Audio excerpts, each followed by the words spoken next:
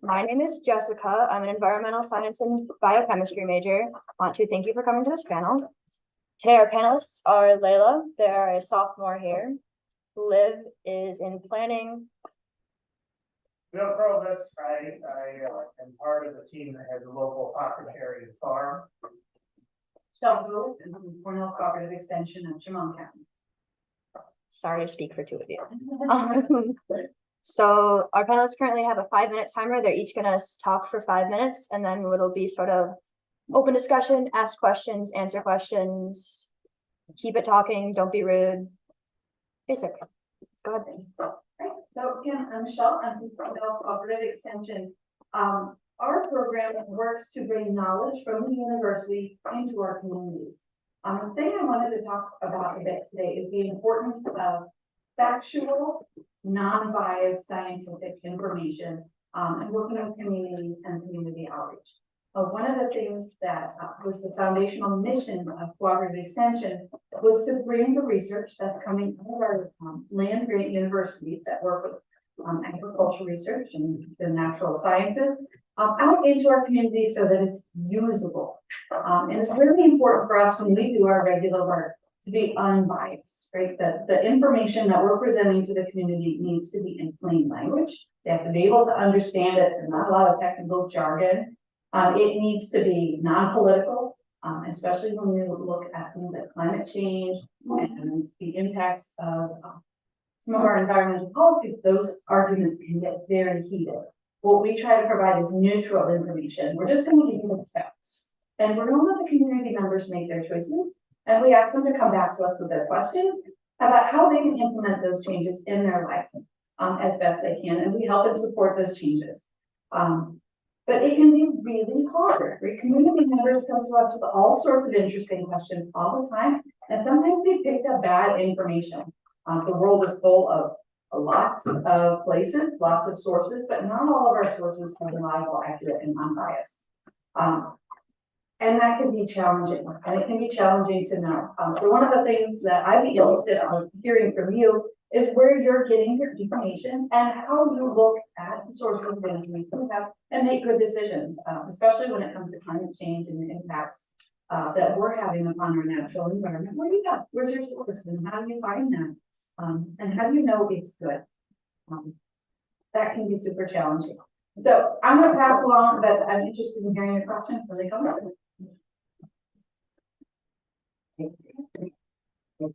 And then my name is Bill Krovectz. My wife and I are herbalists. We live in Elmira here. We use plants every day. A lot of people use plants every day, but you know, we focus on using plants quite a bit, and I'll get to that in a second. But we're here to talk about climate, which is important to us because we're also farmers. We grow quite a bit of the herbs, the fruits, the vegetables that we use personally, and then we use for our products as well. We have a small apiary, so we have bees that we care for. We care for 85 acres of land out and near Newtown Battlefield. So climate is important to us because it affects our daily life. We need to make our plans, long-term plans and short-term day-to-day plans based on climate and how things are changing. Last year we had drought years. We've had years with a lot of too much water, you know, so these are things that we have to take into account and make decisions and determine how we go about our day-to-day life, being able to make a livelihood, being able to foster our area to be better than we found it, to grow, you know, the world around us. We don't just farm plants just to take as much as we can. Because, and we'll get, you know, a couple other topics of what we're trying to touch base in this session today is society and community, which are similar, but, you know, community is kind of a microcosm of society. So, you know, we're dealing with a unified body of individuals, and hopefully we try to have the same kind of mindset. And on a small scale, and then as a society, a larger part of that, we, you know, these voluntary associations made up of individuals come together and hopefully have, you know, are able to make and do things in either a positive or a negative way. And up until this point, you know, human beings have made a lot of bad choices until we get to the point, and you folks, you younger folks are running out of time. So we need to make some, you know, we need to, there's the Lorax. Does everyone know the Lorax? Have we seen them, right? If you don't care, then it's not gonna matter. So you can say all you wanna do, you know, and you can live a life, and you can go to work and do what everyone else does, or you can begin to care and bring, you know, that type of thing into the world. It took me over half of my life to realize that I, you know, some of my choices were not the greatest.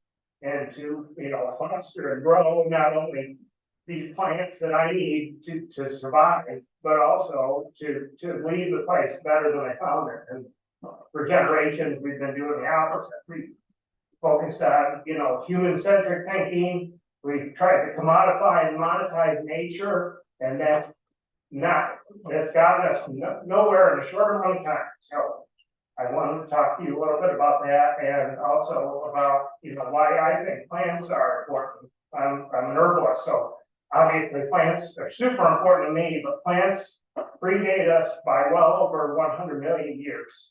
They've had a pretty good head start. And they're not just sitting around waiting for us to make mistakes. You know, they're here and they have performed crucial environmental functions. They're the second most important group of organisms on the planet behind bacteria, right?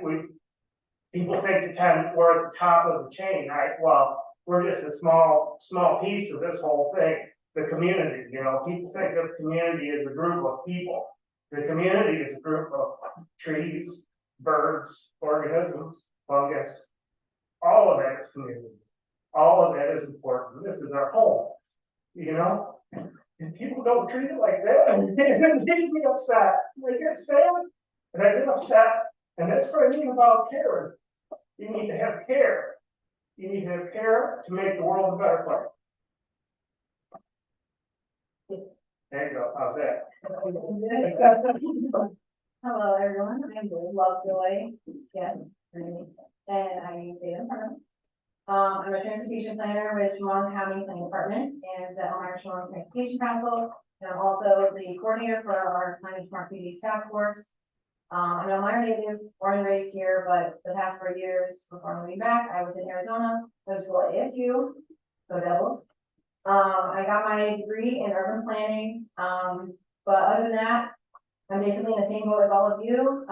Until recently, I was working a minimum wage job or two at some times while trying to get my degree and trying to not worry too much about where I go after. If I can get a job in my field, and I wanted to make sure I could pay rent. And on top of all that, I had a lot of eco anxiety because a lot of my studies were around climate and sustainability. Are you guys familiar with eco anxiety at all? Anybody? So I can briefly explain it kind of, but it's mostly where, you know, you're more aware. I think, at least speaking from my kind of our generation, is unfortunately kind of forced into being aware of the climate change and it's kind of impending doom on us. And I often felt like I wasn't doing enough with my eco-friendly lifestyle, my sustainability lifestyle. I felt like I was kind of failing in a lot of those avenues because I wasn't doing enough or I wasn't doing my part, and that left me feeling very anxious. But fortunately, I've kind of been able to start playing back from it and not so much completely avoiding doing like recycling and things like that, but more so kind of refocusing on what I can do and actually make an impact in versus trying to do everything and feeling like I'm falling short. So a quote that I really like is do your best to navigate the rest. You know, our vegetables and fruit come with plastic packaging. Our recycling system is pretty broken in the United States. We can't fix that necessarily, but it doesn't mean we should stop recycling. Doesn't mean we should not look for alternatives, but we have to recognize where we are and what we have accessible to us. And there's many of us who are much more privileged and fortunate to be able to make more sustainable choices in our lives. being able to buy organic food, you know, being able to recycle, even compost, do these things. So, you know, it's taking the privilege that we have and trying to live a sustainable life that's within our capabilities at this time. Like, I don't have a lot of money, like I'm saving up, like I just got out of college, got a ton of debt. So I'm kind of buying the cheapest thing I can get. And sometimes that means I'm not like a zero-waste lifestyle as much as I'd like to be. It's not possible for me, but I do what I can. So it can be, advocating for different changes within your community. I work in government now, so I really want to encourage people to use their voice and, uplift you all. Because we're the next generation coming up. We are very strong, very smart, very capable. And a lot of people who are in power right now, they might not understand what kind of change entails in the way that we do. And so, I think they're worried about getting reelected, right? They want to do what's gonna get them reelected. But what's gonna get them reelected is if we're all saying we want better recycling programs, we want composting pickup and drop offs, we want water efficient features, we want energy efficient features, and we want this to be readily accessible.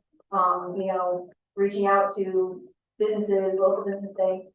I mean, New York's pretty lucky. We don't have a plastic bag ban, but like reaching out and saying, would you be interested in doing an alternative? I would really appreciate it. You use compostable silverware and plates at your restaurant or something like that. Anything else.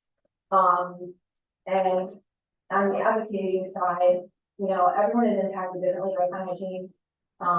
And unfortunately, a lot of people who are disproportionately affected are communities of color, low-income communities, just minority communities in general.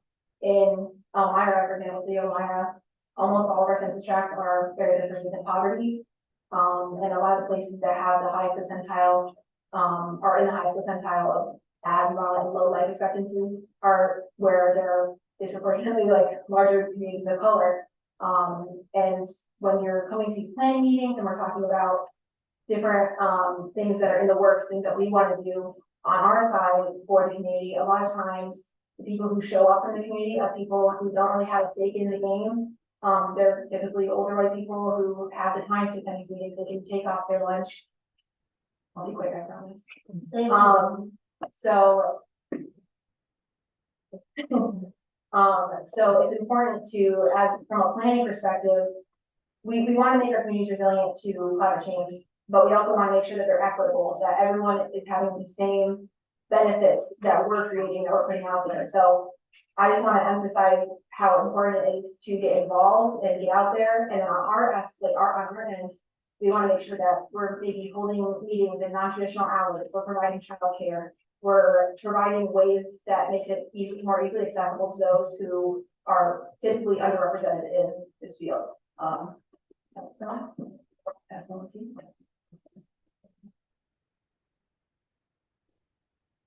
Right, so I'm Leila. I'm a senior. I think all of you guys have either seen me talk to me or met me a couple times. I'm a sociology and anthropology major and a double minor in sustainability and environmental science.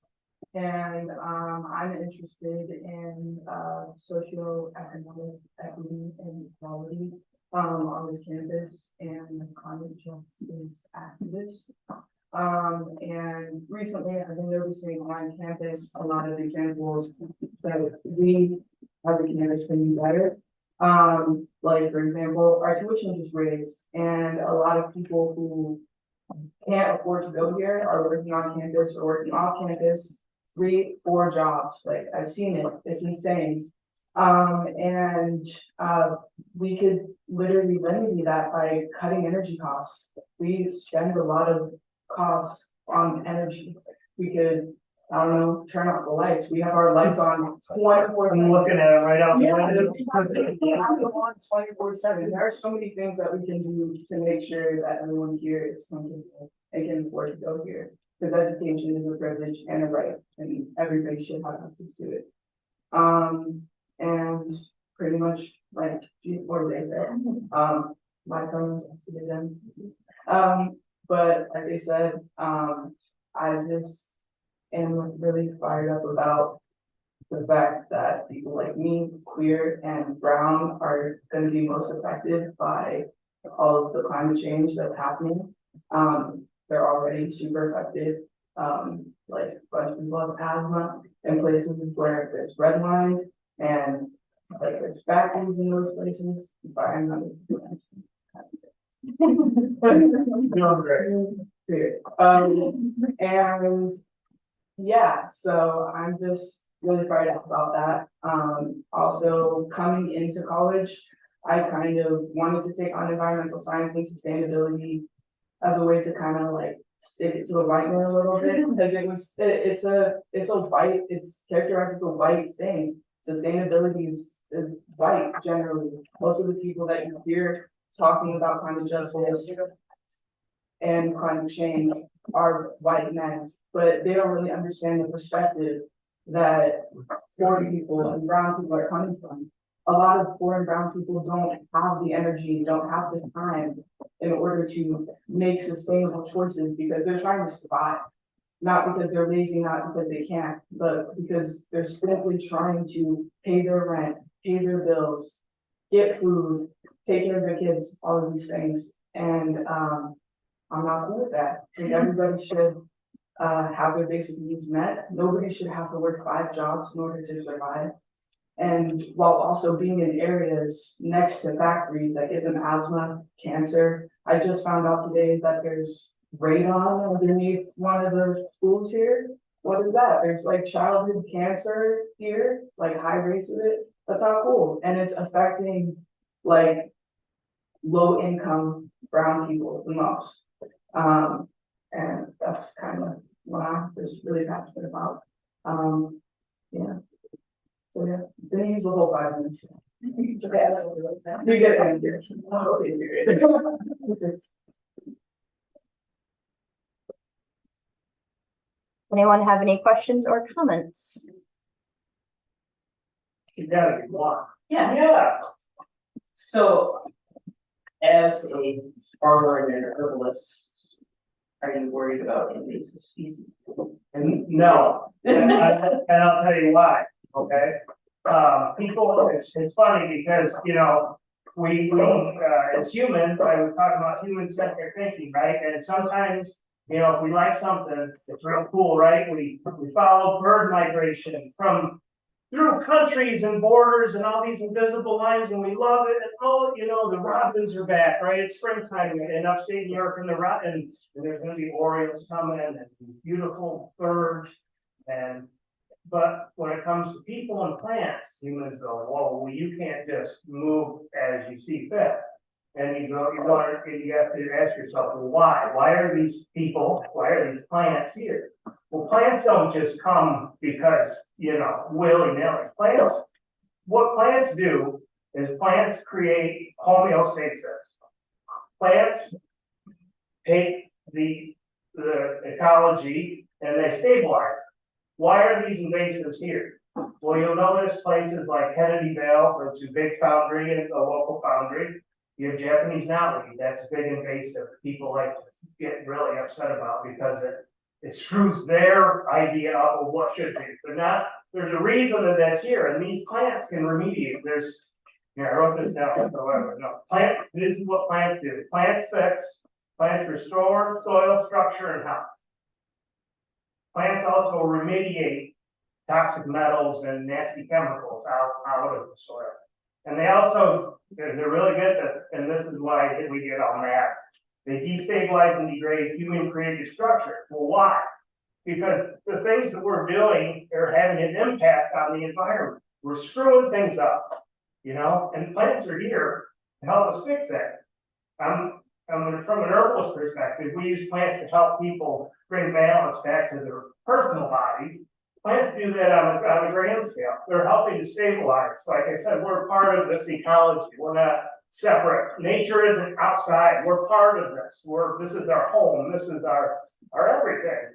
And plants can help make these changes. Plants, and another example of knotweed is you'll see it grow along the roadside. Well, why is it growing there? Well, what do we do in upstate New York? We salt the shit out of our roads.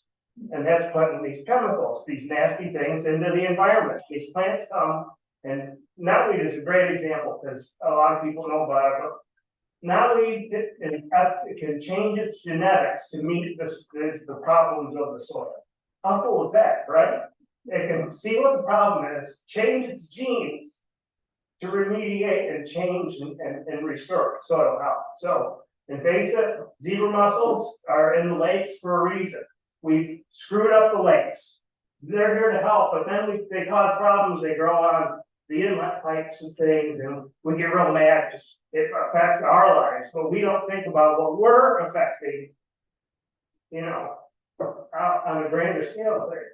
Kudzu down south is a big deal. The spotted lantern fly is here. You know, these insects are here. Well, why? That's the question that people should think about instead of just saying, I don't like it.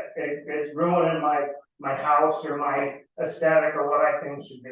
So that's, as far as invasives go, there's a reason they're here. They're here to help. Can I add to, like, there are ways that we can like build our infrastructure to suit our environment too. Like we can put plants on top of our infrastructure to make it more, Sure, green roofs and incorporating, and there's, and I know that, and it doesn't happen quite as often in here because we have the landscape that just sprawl our crap out all over the place, but in Asian countries a lot, or you'll see vertical gardening. They don't have the space to spread out, so they use, you know, the space of the structures that are already there to vertical garden on some of these buildings. So there's a way that we can incorporate and not disrupt so much. and gardening is really like beautiful because, I don't know, you just like kind of, you get to know the plant, you watch it grow. I like gardening. I like just putting some herbs in my windowsill. And it's fun too, because you're kind of reaping the benefits, you know, you're doing it and you just say, I grew this, and I did this. You're I seeing the fruits of your labor. Literally. It also changes your body. There's endorphins released, you touch soil, you know, there's a whole you go back to it, but you know, we think we're separate from that. This is all part of us. Our hands in the dirt, and we strayed away from you know, a lot of these some of the elders that are still left from some of these cultures that have been around for long before, you know, we came and colonized the crap out of everything. You know, they'll tell you we've lost touch with all of us. We separated ourselves. We put a barrier up. I do love that you're crying because It's frustrating. it is frustrating. I get mad. It is, and it's something to be mad about. But mostly I've just gone from, I don't know, it's okay to get mad at it. Sure it is. is. You should be. But I've gone from like getting mad to just being like simply just like confused. All of this stuff is so, It's hard. It seems And like- you know, you mentioned the anxiety that comes with knowing that we're in a shitty spot, and it's not easy. I'll tell you right now. And to make the right choices is even harder, right? So, and to be mindful of every aspect of from like the clothing we buy to, you know, all these other things. You know how many single-use plastic cups I saw down in the hall, walk past me this morning? You know, it's frustrating. And Anika, over here for this whole day on campus is supposed to be about, you know, making the right choices and doing the right things, and you know, and people just don't care enough, or they don't. I don't think it's that people don't care enough. I think it's that we're not giving people enough resources to care. We're not giving people enough information. We're not giving people enough, we're just not fueling people's passion in order to care. Recycling, knowing that, I still recycle, but knowing that if I recycle, it's not really going to do much for the planet upsets me. And I think most people, I think a lot of Gen Zs feel that way. And I think also what a lot of, I think people who are not Gen Z get sort of wrong is that we don't care or that we're not passionate. No, it's hard to have hope because everything's on fire. there's so many things that are going on, there's so many things that we have to think about. Like, my teachers talk about how they're waiting for the housing market to crash so that we can buy a house. Like, it's very, like, we're thinking about a lot of things, so I don't think that it's that the students on this campus don't care. I think it's that we're not putting enough media out to make it seem like it's a good thing to do, seem like it's a cool thing to do. Like, cause I mean, I think if everyone in here like knew that recycling was going to 100% change the world for the better, they would. But they don't have that certainty because we're not given that certainty. And I do think on top of that as well, we don't really have a lot of things that support those lifestyles. Again, like organic food is expensive. And if I'm getting strawberries from a store that got shipped here and they've been in a trailer for 2 weeks and they go bad in 2 days, I'm not gonna keep buying fresh fruit or fresh vegetables. Again, the fruits and vegetables are coming in plastic packaging. We can't control that. We don't have a lot of options that, you know, we don't have your own like consistent farmers markets that have what you need. If you have some pop-up ones, sometimes maybe it's give or take, you get what you need. Starbucks, like they have plastic cups. They try to do like the less plastic, but it's actually more plastic sipping lid. And I see people with a sipping lid and they have a straw stuck in it. It's not that, I go back to anxiety because I think I'm the same mindset. We can't do everything perfectly. I would get mad at myself when I would have to use plastic vacuums, or I would get mad at myself when I would want to I needed to bring something home and I didn't bring my Tupperware container with me. I had to get another plastic takeout container. It's frustrating, but at the end of the day, it's like, we can only do so much. I can put my recycling out, but at our office, I heard Wilberty say that, and this happened at Elmira High School too, you have recycling bins that the janitor picks up and puts in the trash can, and nothing happens. We have zero sort recycling. How much of that is actually being recycled? Our recycling system, like I said, is broken. There's a lot that falls through the cracks. There are companies like TerraCycle who try to, you know, expand what you can recycle. There are companies that are trying to do different kinds of plastics and making them like biodegradable and stuff. But at the end of the day, a lot of this stuff isn't acceptable. And that's why I keep going back to, in my mind, do your best and advocate for the rest. Do what you can within your limits, within your means. If you have, you know, enough money that you can consistently do these good things, then do them. And if you can't, do what you can, and then use your voice, use your privilege to advocate for those who don't have the same resources, they don't have the same voice that you do, and helping to uplift them, making sure that they're involved in these conversations so that we can make changes. Again, even if it's something as simple as you and like a couple of your friends to sign and like, or email someone or email your local politicians and say, this is something I care about, this is something that's an important issue in our community. A lot of us think this, and your words mean more than my words to the government, to be completely honest. Because at the end of the day, I'm just a little fish in the pond. I have a big fish that I answer to. I can try as I might to be like, can you please do this and can you please do this thing? But they're supposed to get reelected, and they're not going to do it unless there's an actual need in the community. And there's a lot of young people here. You guys are in this community. Use your voice. You want, like, I want to see more bike paths. I want to see the city be more walkable. I want better public transportation.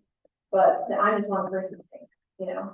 Well, can we talk a little bit more about that? I want to go back to the idea of hope building, right? That as organizations and as community members, there are ways that we can advocate and share our concerns and our voice with others. And there are places in the community where your voice can be heard, that passion that you represent can be presented.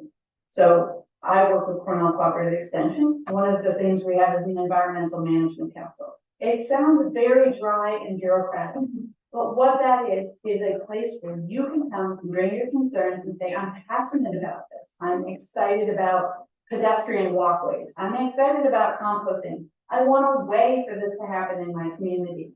And that is a place for you to speak your mind. And it is really important as community members that you learn about and understand when and where you can't speak, because that's one of the gaps that we have with some of our marginalized communities. They don't know how, or there isn't a way that's easy. And some of the barriers that are in our way here is that things aren't easy, right? If you have to go to a meeting and it's only held at 5 and you work that day, well, I need to provide you with another way to get your feedback to me so that I can get your voice at that table. But that is a way that we can start to build hope. This is not a hopeless situation. This is a situation with many frustrating parts. It's big, it's complicated, but there is a way that you as an individual can impact what programs come to our community, what things we decide are important, and who gets to speak at that table. And the more that you show up and bring that passion and excitement and enthusiasm, the more we can build a consensus about what's important to us. So there's just places for that. So if you feel that climate anxiety, if you're a climate activist, I encourage you to look for that way. How can we get that passion out into the world and share that so that we can make these changes? Now I'd like to ask if anyone was willing to share, like, what would get you to participate? Now, what is it that would get you out and talking? You don't have to answer that when you think about it, or whatever, talking after, but I am curious to know, that I went out of state for college. I got to see a lot of different things and different ways of doing stuff. And I come back here, and we're a smaller city, you know, so I know you don't have as much money as you big cities do, but I'm curious to know, you know, what would encourage you to get involved in things, or to even be participating in an event or an event, or reach out to a politician or anything like that. Yeah, has anybody tried it? Yeah. I like here at this school. It'd be a lot easier if we like spend our money on the right things.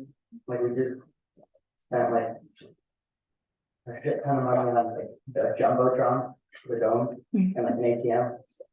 And like I don't understand why we can't just like give everyone like one of those kind of cups and just be like at Starbucks you can't get a drink unless you give them your cup to fill up. Or in the same vein, I have a refill cup. It's like you get a 10-cent discount or something. It's not that big, but you can't like straight deny people, but giving them like a reason, like another, like bonus. Oh, you're getting a discount if you use this, or if you come back and use this cup 5 times a year, so you coffee, something like that. But that's something that is a good idea to bring up to them. Be like, and not even just going to Starbucks, but going to like the Elmira and saying, this isn't something that we would like to see here. There are this many students who are invested and probably more. How do you make this happen? What do we need? In our department, we have a grants manager. She spoke earlier this morning, and she, you know, is happy to help. She teaches the grant writing class. So if this is stuff that you guys are interested in, get the word out there, get the feelers out there, see if it's something that, you know, picks up traction. You know, we have others reach out to me, and you know, we would love to help any, you know, sustainability initiatives that we can help on. Reach out to Elmira. You know, I talked to her earlier. I'm probably gonna figure out how to write a grant. I'm trying to get some censored lights so that, like, you know, it's a little dystopian, but it's kind of cool. You know, you walk in and it's like, it's cool. And I want like censored lights, or just like any other things that Local toilets. right. I think there's a piece there about how you make that connection, right? That you met Emily, and now you're more comfortable with the idea that you would work with her. If you've got that concern about Jumbotron or Starbucks, the question, well, how then do I let them know that I'm worried about this, that I care about it? And as an organization, we send out surveys, we'll have things on our Facebook. And sometimes those initiatives seem like they're dead end. There really is a real person on the other end of a survey in your community that reads those and takes those ideas and goes to Emily and sits at the meeting and goes, okay, you have 5 ideas that came in. And they will look at that, and they will look at grades to solve that. There'll be community meetings. So if you've never been to our county planning website, they list the community meetings. Your voice is welcome there. And there is a way for you to speak directly to your legislative representatives. You can pick up a phone and call them, and their phone number is on there. And as a young person, that can be really intimidating to think, I'm gonna call this person that I've never met before and tell them what I want. You can also send them a letter or an email, but that's super valuable to say, I saw that you spent this money on this. Did you consider this other option? And they might not have. But that can start another conversation, and then they'll ask you to be in it. Or they might say, what other people in your community do you want to talk to? You can bring people into that conversation and help to guide the policy changes, the programs, the grants that happen. And it's really important. They want to hear your voice. They really do.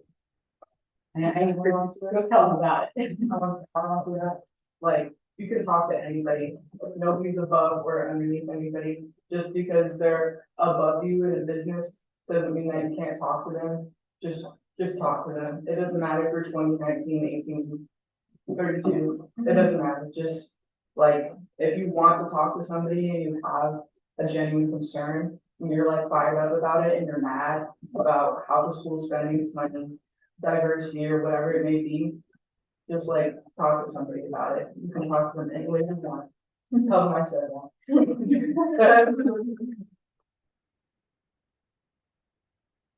Question? More just like a comment, but this school runs a lot of like higher kind of power, like a lot of people don't even know the resources, like what you were saying, if you want to contact someone, who do you contact? Like a lot of people don't know because about the lights playing up.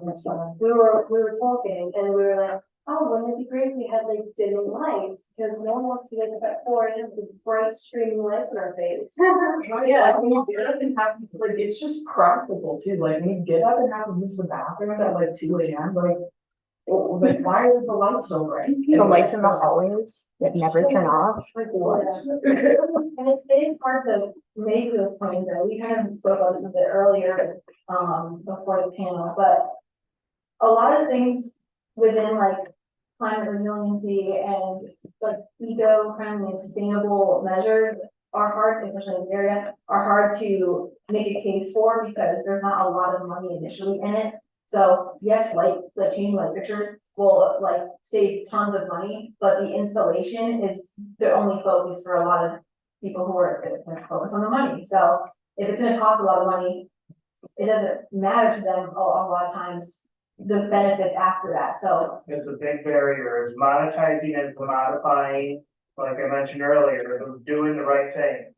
The right thing is expensive and hard. It's never gonna be cheap and easy. That's why we're here where we're at. And until people realize that trading something from out there with a real intrinsic value for fiat currency with zero intrinsic value is not a good swap, we're not gonna make these changes. And I think that this is part of what brings me to wanna talk to you guys, because, you know, I was in your shoes. My wife and I, we had student loans, we had, you know, we had lots of bills to pay, we were caught in the wheel, you know, and it wasn't easy to walk. 5 years ago, we walked away from, my wife was in medical sales with a 3-figure salary job. I was in contracting, I was a plumber, I did a lot of work at Cornell University, you know, so we've had good jobs, right? And we walked away from it because it made us feel bad. We weren't doing the right thing. We weren't changing anything for the good. You bring a recycled bag to the store. Meanwhile, you're driving, I would drive, 40 miles one way, 40 miles back, and use a ton of resources and had no money. And I haven't had a paycheck in 5 years, and I'm better off now than I was then. So some of these things that we put up barriers for too, you gotta kind of think around it. Like, don't worry about not making money, because the money is nothing. Making the right choice is everything.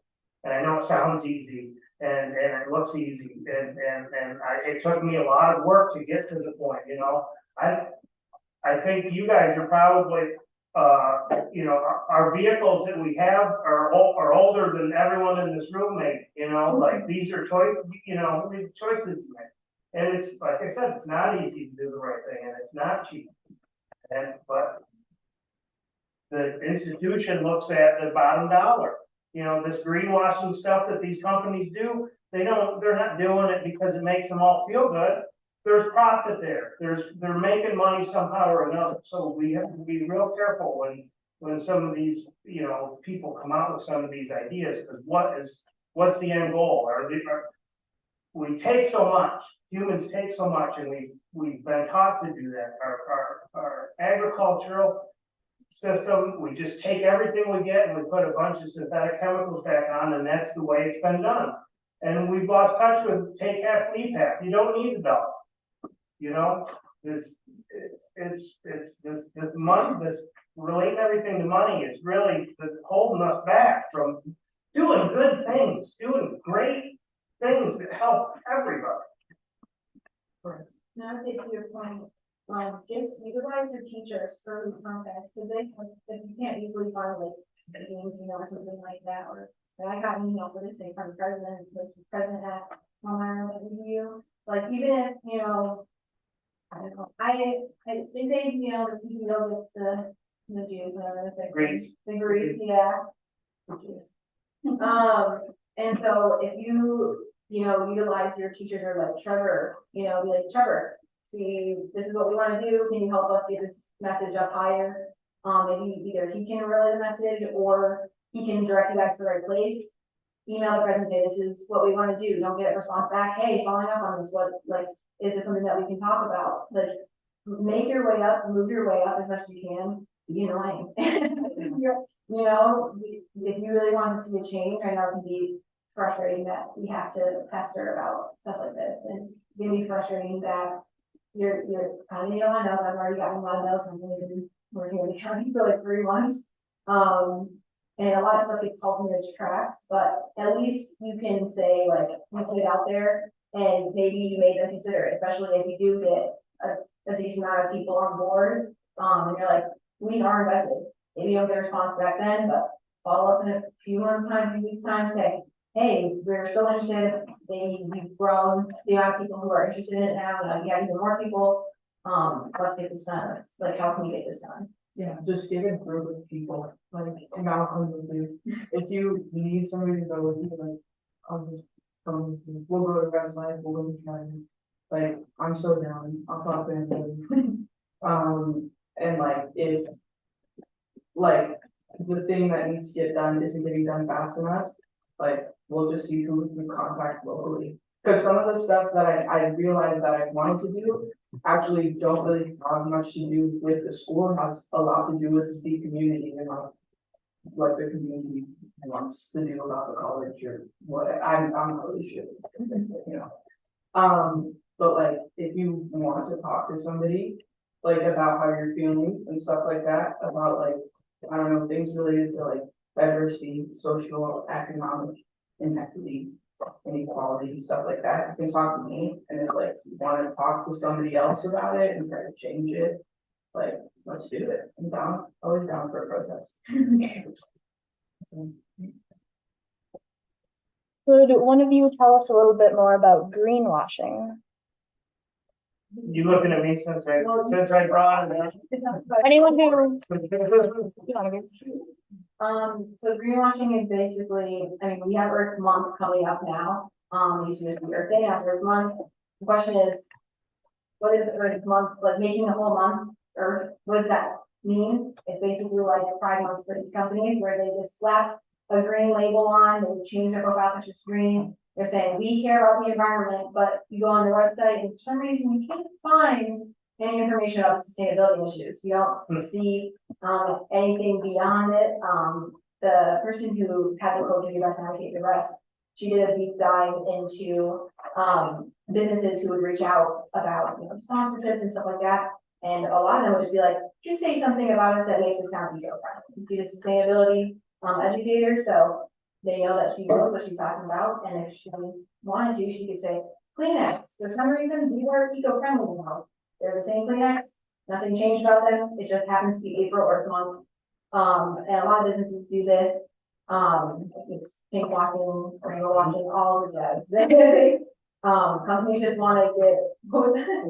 Yeah, companies just want to get your money. So again, this is kind of comes back to being cautious and being conscious of what you're buying, what you're putting out there. Palm oil, a lot of it is unsustainably sourced, and not just for the planet, but also for the people who have to harvest it. A lot of these companies have very poor working conditions. A lot of the people who work for them are minorities, who are people of color. Read your labels. Yep, read your labels. Do some research. If you're going to the store, you're like, okay, let's see, I'm gonna go with this because I like the smell. Well, what if you look at it and say, what's in it? What am I putting on my body? Like, what, like, if I'm, what am I putting in my body? What am I eating? What am I using? Like anything under the sun. You just wanna make sure that you're a conscious consumer. Does everyone remember seeing the picture of the orangutan fighting heavy machinery in the jungle? Yeah. Right, that's palm oil, right? And when we're destroying whole ecosystems because it's cheap and easy, and these, what used to be considered our brothers and sisters, these animals they have nothing left to lose. So they're gonna fight heavy machinery. That's how important it is to them.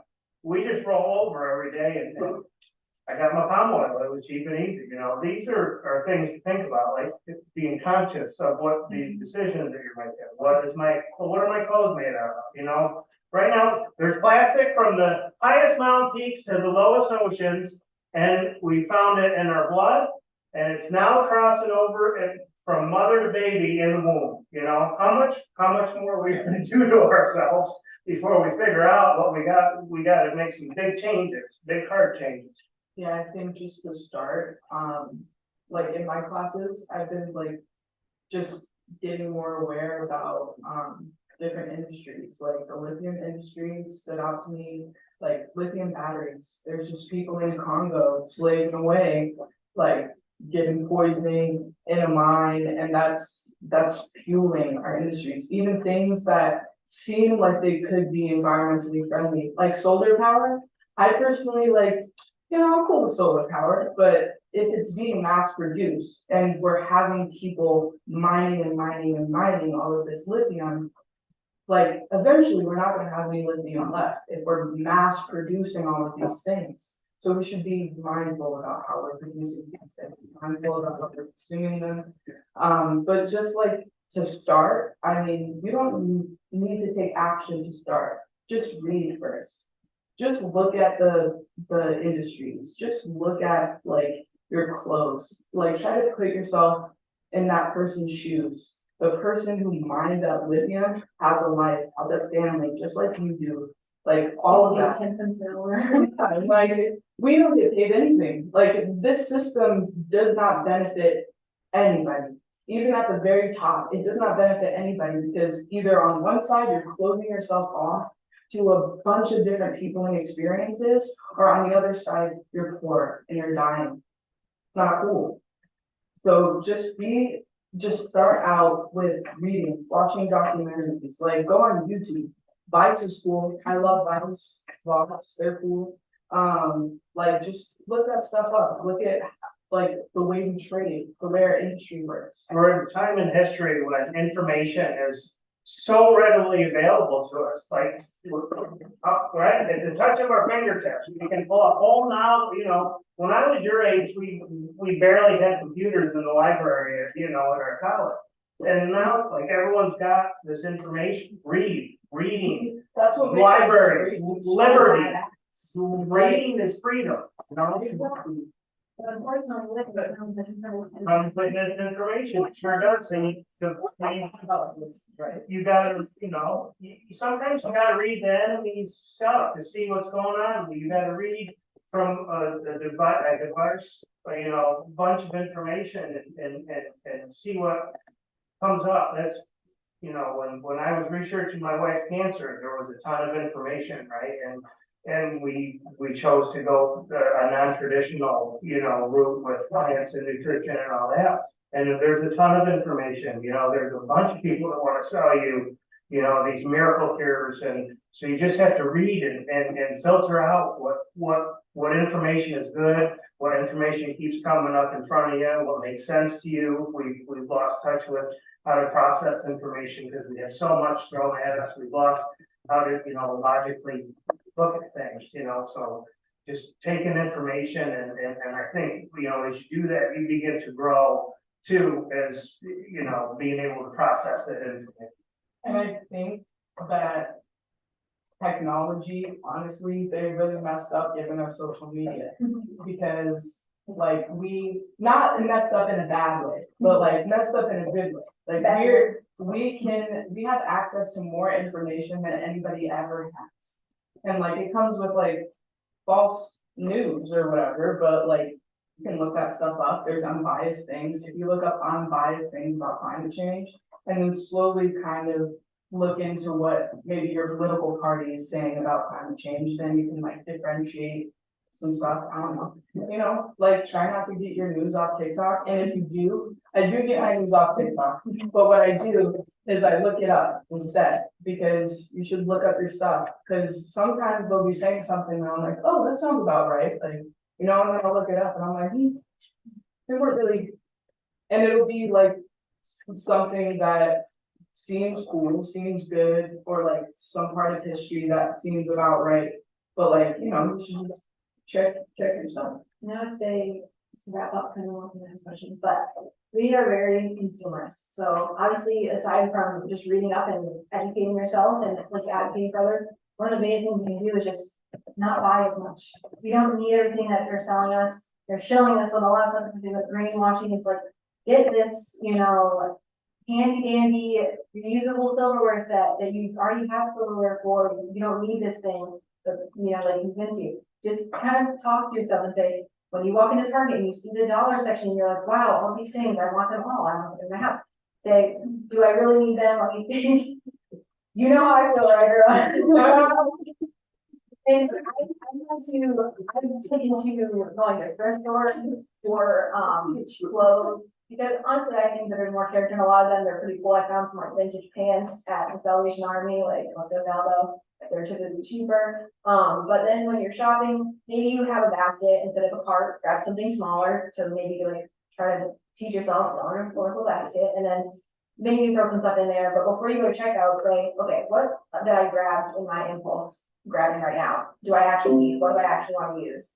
And then I literally will, even at Salvation Army, I'm oh, this is cute, and then before I check out, I look and I'm like, will I wear this? How often will I wear this? Is it worth me buying it? And a lot of times I can narrow down or like shrink down my basket and my cart.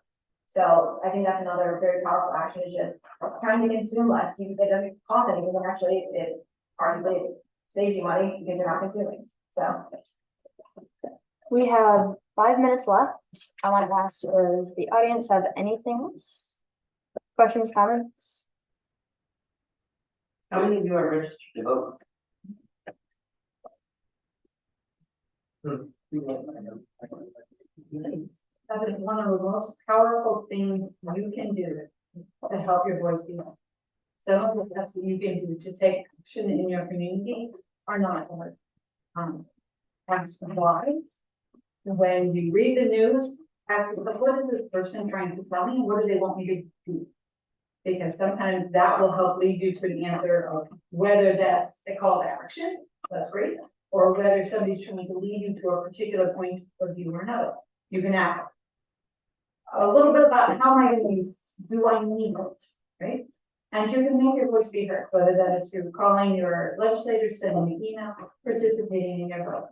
Some of the votes, especially for local level here, are decided with as few as one vote. You could be the deciding factor between this place and that place, this perspective and that perspective. That's a very powerful place to be. you have the right to use it. Yeah, and it's a wonderful thing, and change is slow, right? That sometimes it takes a lot of time for the moment to be right. And then sometimes change can happen incredibly quickly. If you ask the question at just the right time, like the lights might be a very powerful question, because that bill is expensive, right? If you ask them at the right time and you make a really good case, somebody might go, absolutely, now's the time, let's make that change and we'll do it tomorrow. So just know that that's really important. Your voice can be heard. You can make a difference. Try not to fall into despair and anxiety. And when change doesn't happen, or if it's not happening as fast as you want it to, don't blame yourself. Don't say that it's because you didn't recycle or because you overconsumed. Everyone is overconsuming. We're taught this. This is a social construct. This is not necessarily our fault. Like, you can be aware of it and try to minimize it, but that's all you can do. If you're aware of it and you're not trying to minimize it, I mean, maybe that's a little bit of a problem. But I don't think anybody is purposefully trying to ruin the planet, unless it's for revenue, and unless we're at the top of the money chain, you know what I'm saying? So we're not, like, we're conditioned this way. Like, we're conditioned to feel bad that the climate is not doing well. We're conditioned to feel bad that we're not recycling. No, it's the corporations, it's the overproducing, it's, yeah, it's fiat money, it's all of those things, you know? So, you know, don't feel bad, but like, use your voice, do your thing.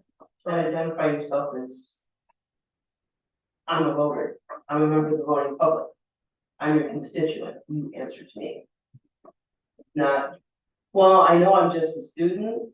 Right? Because then they're like, boom, turn it off. But you say, you know, I'm a voter, I'm a registered voter, and this is what I have to say. And I wanna know what you're gonna do about it. Now, they feel like, we have to answer this question now. You know, so it's, you need to find out where your power is. And students are paying customers. Absolutely. And members of our community, and who are the people. This, being given an education is a wonderful gift. And it's a wonderful time to stretch your mind and learn how to ask some really good questions and learn about real kind of knowledge. Come up with big ideas, because I think that'll make all the difference. Or figure out a way to get through some of these tricky problems. The people who've gone before you are waiting and listening for your ideas. Hope we get to see you and hear from you. And if any of you have contact with health parks, so if you guys want an in, I think you can come grab one of these for me, I have my contact information, so if you have any ideas, you're not sure how to get started, hit me up, I'll try to get the answer for you, and I'll try to help you guys as much as possible.